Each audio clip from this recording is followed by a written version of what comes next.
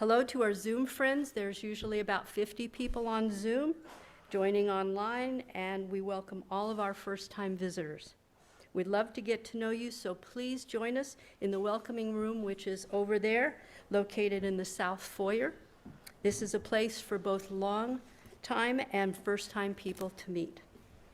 And if you're online, the link to our visitor form is being put in the chat right now. You can also use your phone to access a copy of our order of service using those QR codes, which I can verify really do work well. We also have large print copies that you can request from our ushers. Now, let's move on to our time of worship. Whoever you are, whomever you love, whatever your image of the holy, you belong here. Today I've asked Simon to help me light the chalice. Simon.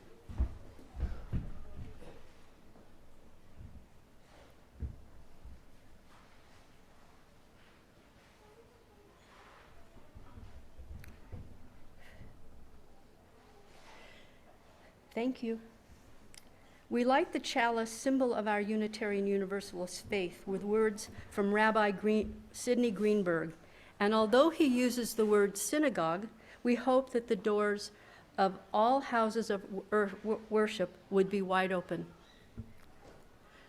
May the door of this synagogue be wide enough to receive all who hunger for love, all who are lonely for fellowship.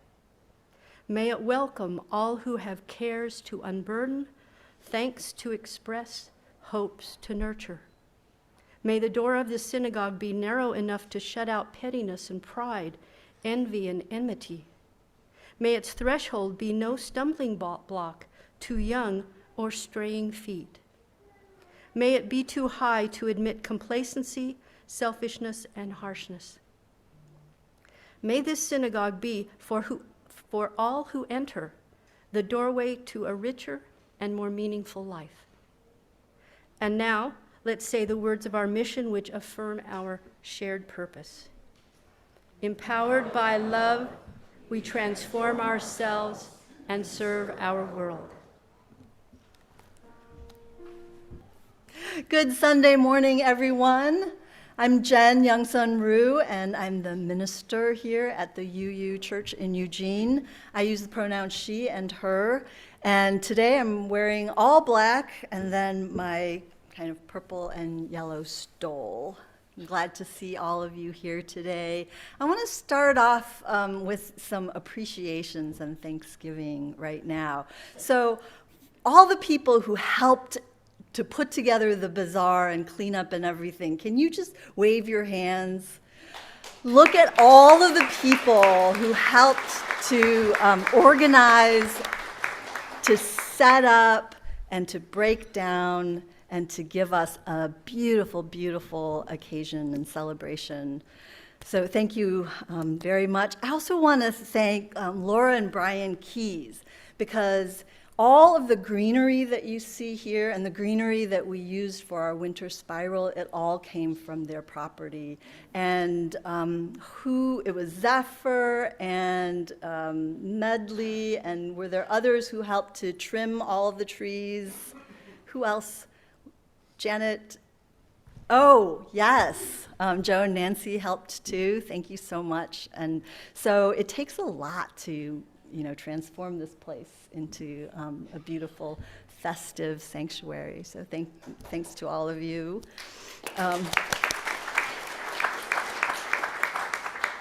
And I also have appreciation for Ryan and Sigrid and the grounds team, because they are giving us all an opportunity to do something really positive with all of our grief and pain about the war in the Middle East. So last year, the kids planted a whole bunch of daffodils as part of the Daffodil Project, which is a worldwide effort to plant 1.5 million daffodils in memory of children who have perished in the who perished in the Holocaust, and for all the children who are suffering around the world. And so that was last year. This year, we've got another shipment of daffodil bulbs, and so we're inviting all of you to come next Saturday from 10 to 12 to help plant these bulbs. And this year, we are sending all of our prayers and our love to all the children in the Middle East, Israeli, Palestinian, all the children suffering. So please come out next Saturday and help to do that. And then today at 2 o'clock, I've got great appreciation for a friend of this congregation named Steve Goldman, who has organized a community forum on Israel, Palestine, and America. It starts at 2 o'clock today, right here. So today is the second Sunday of Advent. I'm going to light the candle today for love.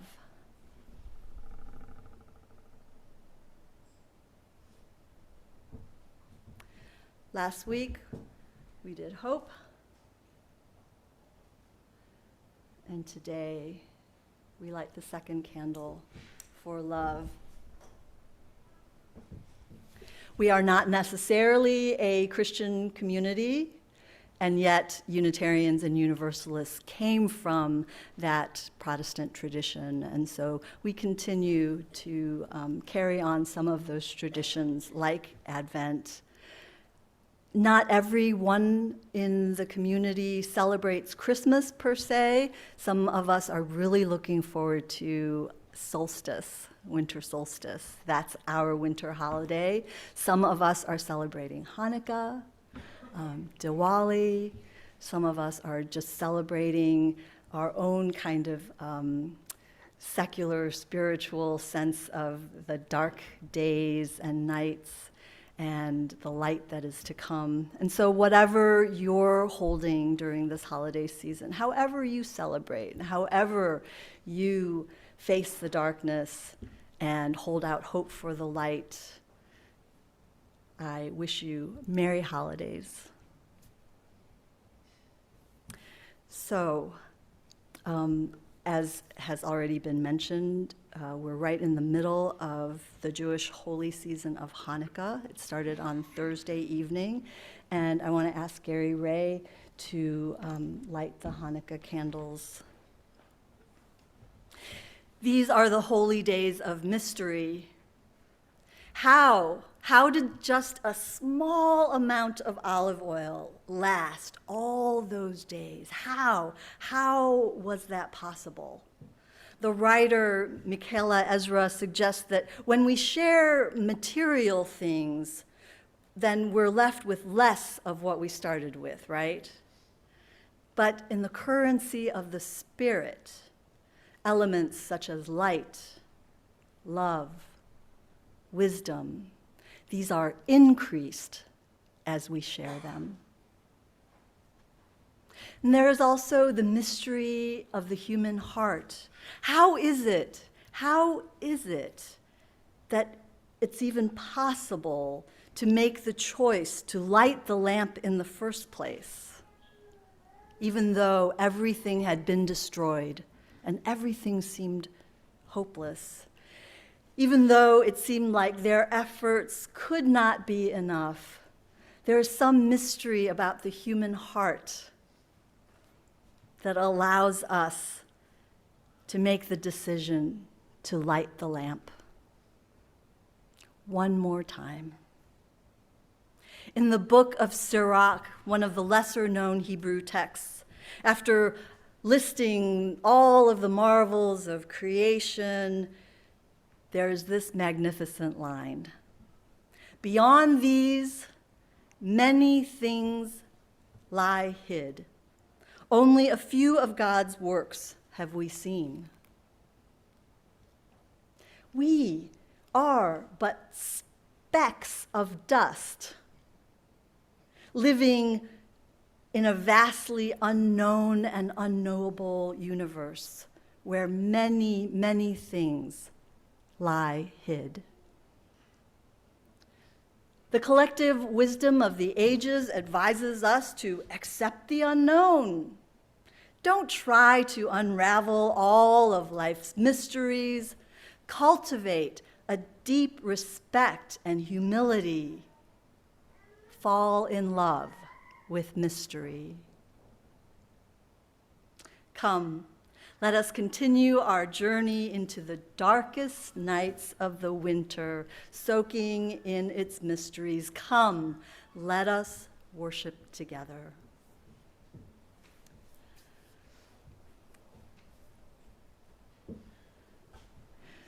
So, 2 or 3 times a year, we formally welcome the people who have recently signed the membership book. No one should ever feel pressured to join this community formally. In fact, many people, some of you, have been friends of this congregation for many decades and never really formally joined, and that's absolutely fine. The choice is a deeply personal one, and we respect all of your choices. All of you who signed the membership book are asked to participate in worship and fun events like the bazaar. We ask that you share your talents and your gifts. Take responsibility for your own spiritual growth.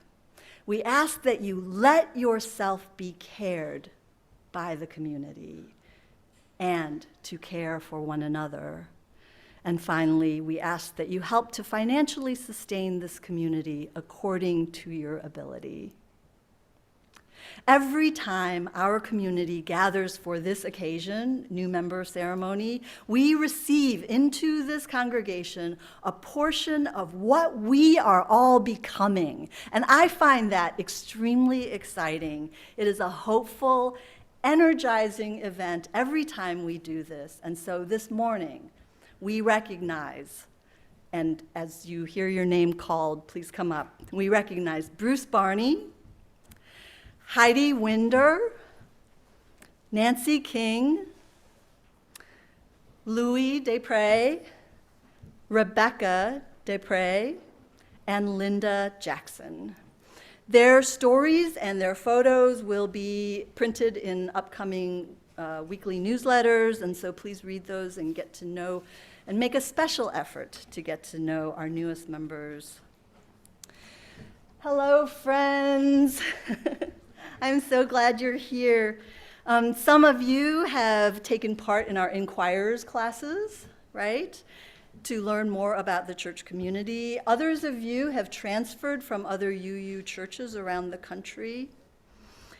You come seeking deeper relationships. You come seeking out a way to live out your values. Whatever brought you to this threshold, you have said yes to becoming an active member of this spiritual community.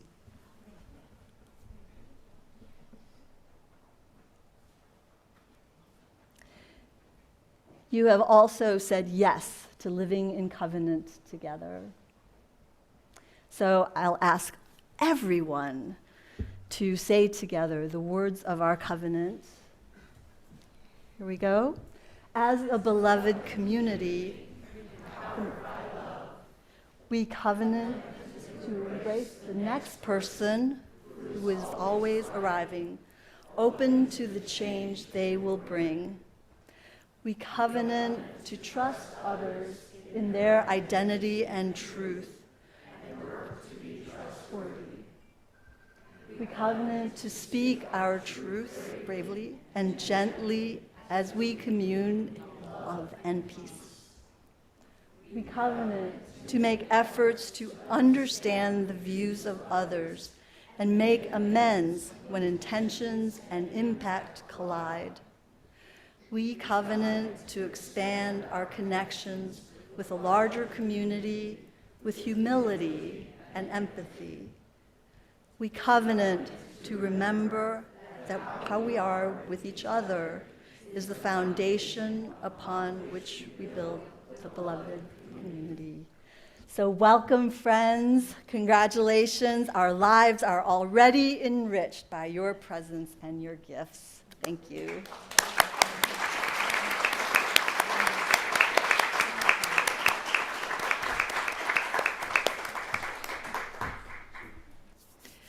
Each week we pause to turn our hearts outward in care for others, whether they are here with us or at great distance, whether they are known to us or strangers.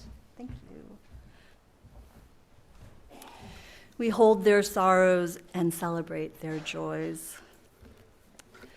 So this is from our book of Joys and Sorrows. Our corner, our Joys and Sorrows corner is over there in where that red blanket is. So there are candles for you to light. You can write in the book, and we'll read from the book, or you can place a stone in water. All of these are expressions of what lies in your heart. So from our book, it's all joy today. It's all gratitude. Gratitude for this blessed community because it knows how to have fun. Grateful for all who made the bazaar so terrific. Joy for my spouse coming as her true self. Oh, that's a wonderful thing to celebrate. Joy for health. Thank you, everyone, for your prayers and good wishes. Ellie is doing great. That's wonderful to hear. For all who came to light a candle, or to place a stone in water, or to write in the book, and for all of you whose joys and sorrows remain in the silent sanctuaries of your hearts, I offer this prayer.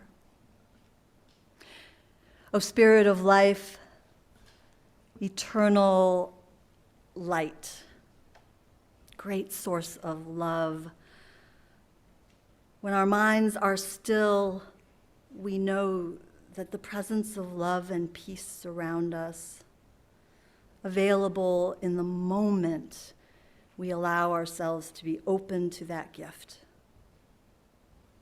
And yet, our minds buzz with worry. And these are real worries. Thousands of people are being killed in wars and political unrest. Others are suffering from natural disasters. We heard about tornadoes in Tennessee.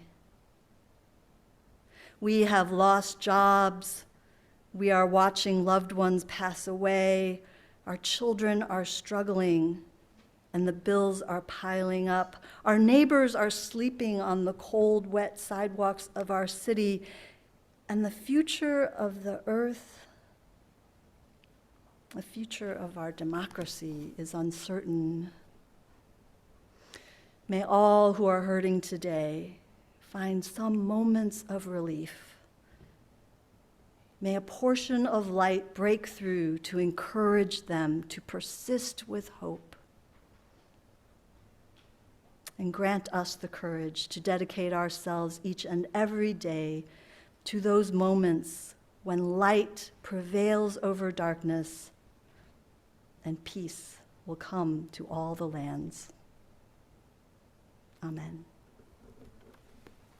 Because I forgot in my gratitudes, there was one more gratitude, and it's a big one, and I forgot. I'm so sorry. So when volunteers complete their tenure, I guess, of volunteering, we like to just make sure that we acknowledge them and all the hard work that they have done. And so today, I want to acknowledge Sue Craig, who has been the leader of our Earth Action Group for a long time, has passed the mantle on to not one, but 3 people. Because, yes, that's what it takes. 1 Sue Craig equals 3 normal human beings.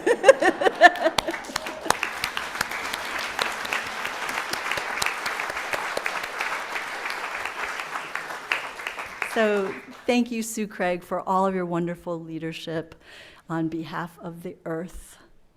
So I'm glad that we could recognize you today.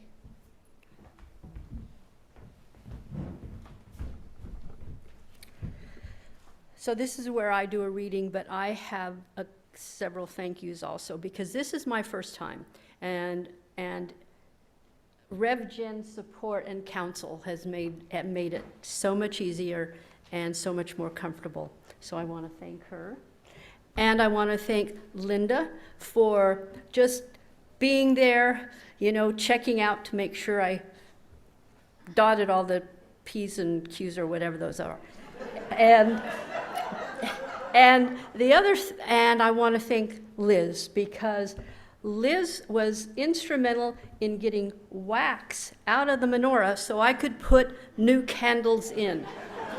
So thanks to you three. So my reading today is by Jennifer Healy, who wrote a poem entitled Ode to the Immeasurable Mystery of Life, and this is just an excerpt. To move through the world transparently, wouldn't that just be nice? To not pin things down and tie them up? Wouldn't it be a relief to not identify with everything, and sometimes even anything?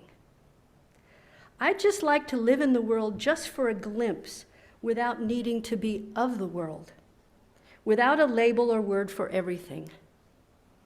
I wonder if we should stop wondering about everything. If we think a little less or a little more, does it change who I am really at the core? What's underneath is underneath, no matter what I throw on top of it. Maybe if I stop describing it, I can start living it. Maybe life will start living me. When I stop trying to close in on myself, trying to nail down the truth and open up to the incomprehensible mystery, I can join the truth. To think that I am only what I think would be a lie. Even space would like to look at itself without being called a sky. Just look, it might whisper. Without needing to know, you will know. Perhaps if I looked through my eyes and not with them, I'd be looking at myself wherever it is I go. That's the paradox, the complexity of understanding that the soul doesn't need to know in order to know. Only in stillness am I present inside this great mystery. Yesterday, I took a long walk in the woods with my permaculture class at Lost Valley in Dexter. Before we took off, our teacher suggested that we try to leave behind our busy, thinking brains and over-practiced egos. Let go of wondering what this tree is called or what kind of lichen that is. And because we had been sitting all morning in lectures, he knew that we would be tempted to analyze the natural world with all of our newly acquired knowledge. So he was trying to say, just, go out there into the woods with a beginner's mind. But what other knowledge could we gain if we could just leave behind those busy thinking brains, right?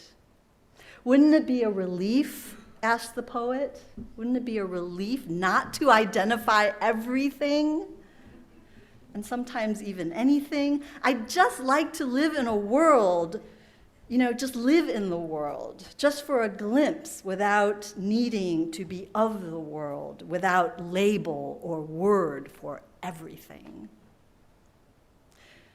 Because today, knowledge and information, data is literally at our fingertips, I feel this heightened sense of pressure and responsibility to know more and more and more. Does anybody feel that way?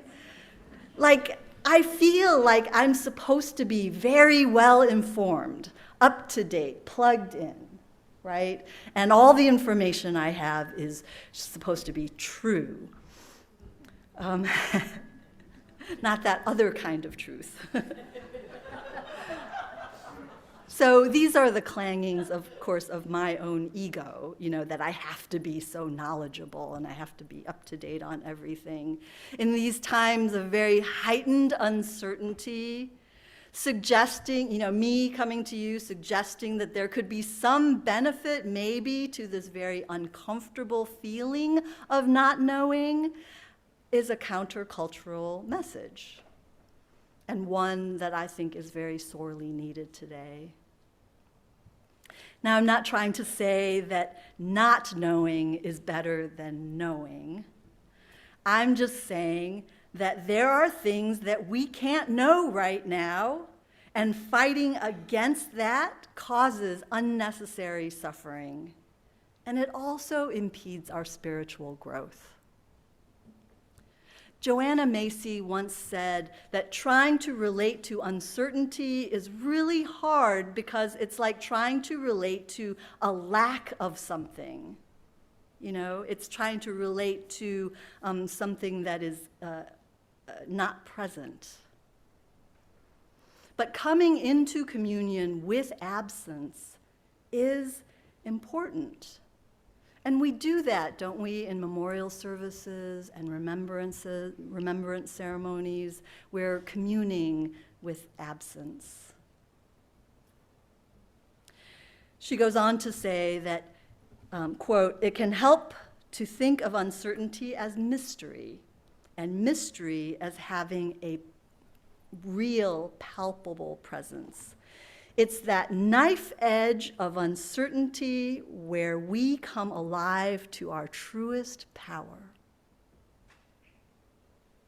Mystery is often equated with God, right? God is mystery because God is unknowable and hidden, unknowable and yet able to reveal God's self to humans if they choose. God as mystery is an important part of Christian and especially Roman Catholic theology. And one day, I really would like to dive into this part of the history issue, mysticism, mystery religions, Gnostics. I'd really like to get into all of that, just not today. So when we think of mystery, mystery is just something that baffles us, right? Mystery is like, what's going on here? What happened? What's going to happen? Who? Why? How? When? Often the answers will be revealed in time, right? Given enough time, those answers will be revealed, but we're very impatient as human beings, and we want to know now. The unknown prompts us to strive to find answers and to keep going and keep digging until we find the bottom of it. And I really love this about people, that kind of tenacity and curiosity and persistence. I like that about us. Thank goodness for people like that. Thank goodness for those problem solvers.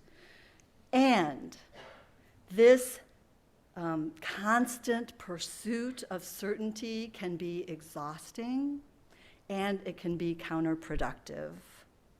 So what if occasionally we could leave some space of unknowing in our lives, a space of unknowing that is open and empty, a circle of uncertainty that we could learn to sit in the middle of and then come alive to our truest power.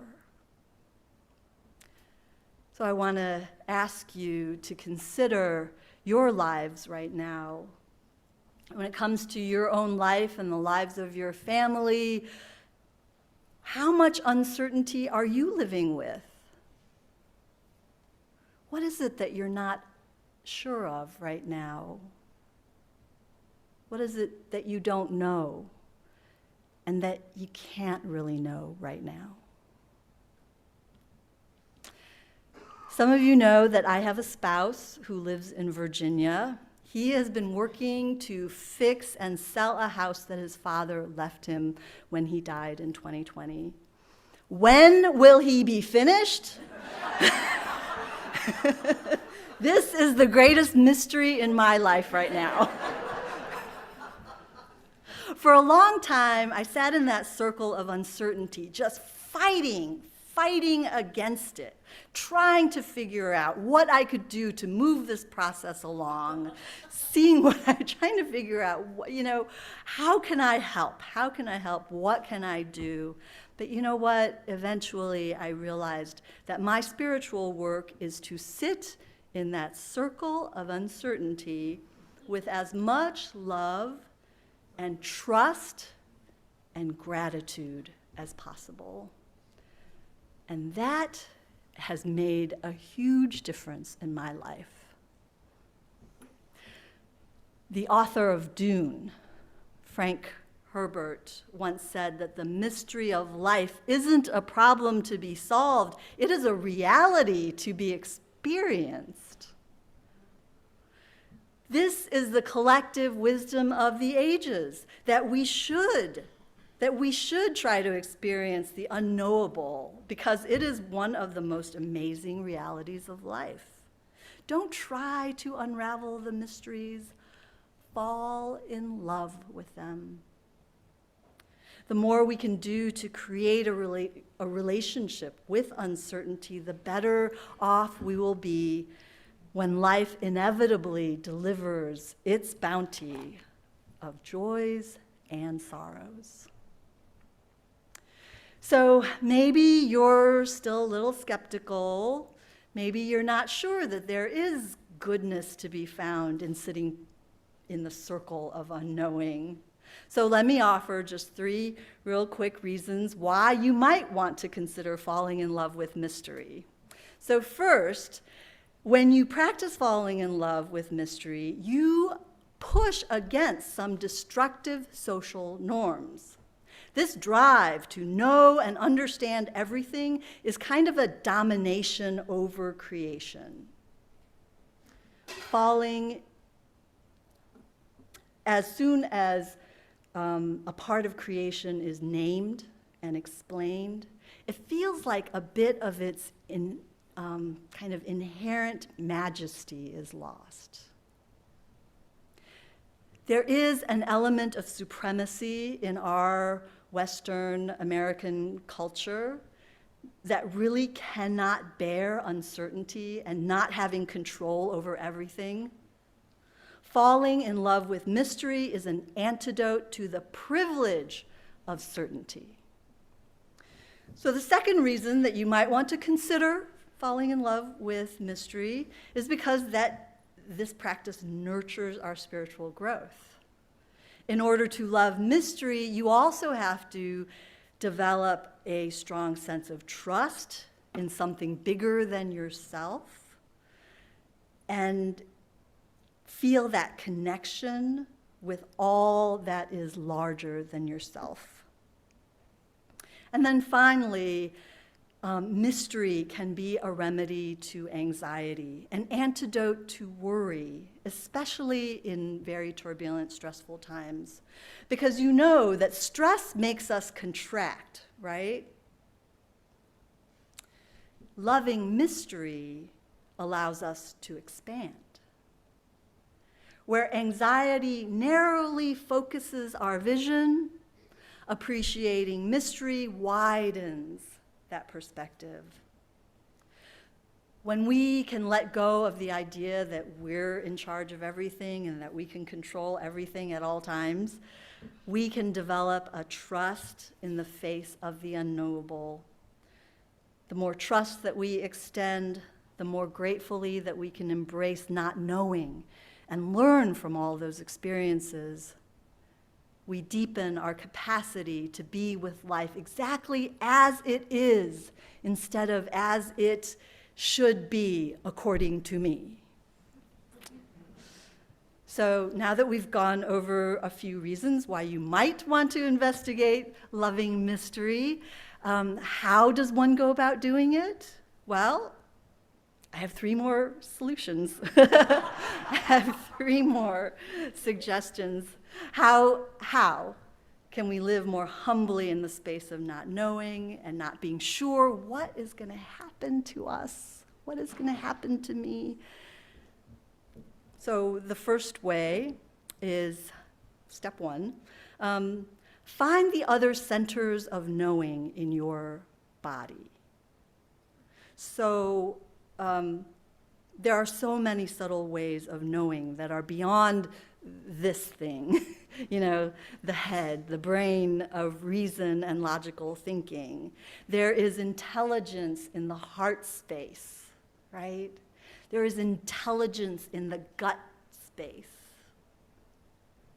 There's intelligence in spidey senses, the hairs standing up on end, and this feeling of this space between us. I can feel this, but I can't see it, can't measure it. So the second step in this process is to practice something that we've talked a lot about before, and that is the practice of awe and wonder. Even without becoming aware of it, it could happen that over time we lose this capacity for awe and wonder. And maybe it's as we get older and we've seen so many things in the world, and we've seen flowers, and we've seen the world, and we kind of go, it's like same old, same old. I've seen that before. There's no mystery, no wonder in it. And it is possible to lose the capacity for awe unless you practice it. And you really have to just be very intentional about it and say, I'm going to practice getting that feeling back. I remember having that feeling years ago, and I haven't felt it in years, and just try to remember that feeling. Then the third step in learning how to fall in love with mystery comes from the poet Keats, because Keats talks about negative capacity. No, negative capability. That's what he called it, negative capability. He was talking about poets and artists, but I think it applies to all of us. We must develop our capacity to accompany ourselves through difficult times and difficult emotions. And so we have to learn how to accompany ourselves through uncertainty and doubt, not knowing. It's a very uncomfortable place to be. But this is something that we can do and we can learn. Without mystery, we would live only with what we know. Can you imagine just living with the things that we know for sure? The things that are knowable? Imagine how our lives would shrink if everything unfolded exactly the way it was expected to unfold. No surprises. Instead, mystery brings us some of the most joyful blessings in our lives. It's surprising wisdom that comes to us, the gift of kindness from a stranger, the new friend that appears from nowhere, the chance encounter with beauty and inspiration, the gift of another ordinary, remarkable day on this blue dot. Miracle. It is such a mystery. We live in wonder. May it be so. Amen. Hey, if you brought photos for our remembrance service and forgot to pick it up, I've got your photos and your sugar skulls. Let us say together our closing words as Gary Ray extinguishes our chalice. We extinguish this flame, but not the light of truth, the warmth of community, or the fire of commitment. These we carry in our hearts until we are together again. Next week is our holiday pageant. Please come and see the kids and see what they're preparing for us. And as you go, please do take a few minutes to greet your neighbors, especially the new members that we welcome today. And I just want to leave you with these words from Thomas Merton. You do not need to know precisely what is happening or exactly where it is all going. What you need is to recognize the possibilities and challenges offered by this present moment and to embrace them with courage, faith, and love. Go in peace, my friends. Go in love.